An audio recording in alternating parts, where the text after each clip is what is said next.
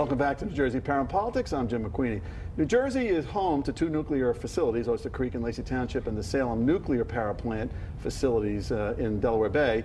Regulators say the plants are capable of holding up to the level of earthquakes and storms common to our area, but after the disaster in Japan, one can't help but wonder, and many people are. Joining us now are Assemblyman John McKeon. He's chair of the Environment and Solid Waste Committee, and Upendra Chivukula, who's chairman of the Telecommunications Utilities Committee. Both of these committees basically overseeing these areas or some aspects of it. Let me just go.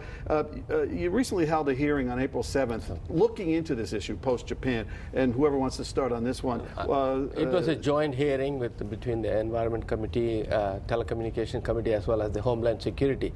I think it's more about an information briefing, so that we need to know what procedures are in place, what will happen as a result of what happened in Japan. So we wanted to make sure that... what did it tell you? I mean, one, are we prepared? Two, everyone says it could never happen here. Can it happen here? Well, I think, you know, the last earthquake we had, and largest one was 5.3 in 1782, which is a long time ago. And the tsunami, the possibility of tsunami is not realistic in this part of the world.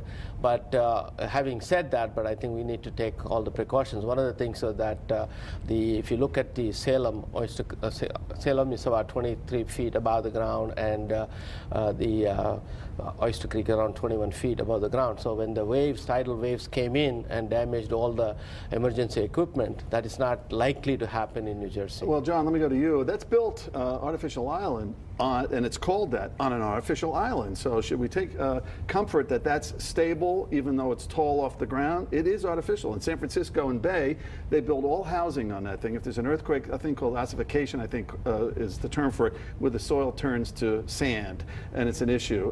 Is that not an issue here involving the nuclear facilities down in South Jersey? You know, Jim, as it comes to it, really, Oyster Creek can't be closed soon enough, truth be told. And not because it's not like Homer Simpson. I mean, if you go in that place, you'd be very impressed relative to the quality of the individuals that run it, relative to security provisions. But let's face it, it was built at a time when there were few people within a 10-mile radius. And now, think of LBI on a 4th of July weekend. There's literally hundreds and hundreds of thousands of people so close. You know, is there likely something's going to happen? No. But there are other components to me that are really troublesome.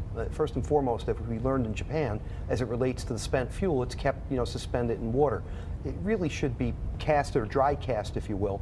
Well, unfortunately, at Oyster Creek, they stopped doing that. You can't do that immediately, but at least, you know, after, you know, a certain period of time, you could dry cask it. When it was determined in Nevada, when that became a swing state, that no longer were they going to take the dry casks and ship them out to the mountains, then all of a sudden Exelon, the owners, stopped preparing it that way. So as opposed to having 50% of the spent fuel in water and be more vulnerable, it's up to 100%. That's wrong. That's something that came through. The folks at Exelon didn't want to admit it, but they now have, and as you see even now in USA Today just had a report how every nuclear facility has turned to the extent that they're not dry casking as much as they can. So before I go to Upendra for a second, John, on your case, are you a little more concerned than you were before these hearings about the situation of nuclear security in New Jersey? Listen, you know, Upendra's an expert. He's an electrical engineer, has visited nuclear facilities around the world. But 8 years ago, we went down to try to weigh in when the Nuclear Regulatory Commission was going to expand it. I'm pleased that that the governor worked something out that they're going to supposedly close now in 7 years as opposed to 20 down the line. Yet the commission that was put together, that was supposed to have someone independent, actually has, you know, 3 aspects of you know, government officials on it as it relates to the, you know, the governor's special task force.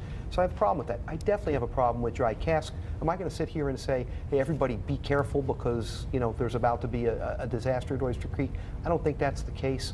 But we can do much better. Too many people, too close. Upendra, I agree with him.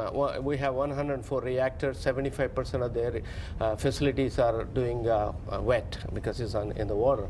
I think Assemblyman McKeon's point is right, that if it doesn't cost you more, why not go for dry cast? Do the hearings comfort you or concern you more? Well, I think, you know, since I have visited many plants and all that, I think there is not enough we can do to be ensured that, because if you look at the 2010 census, the population around the nuclear plants went up by 17%. So almost 116 million people in the U.S. live around the nuclear facilities.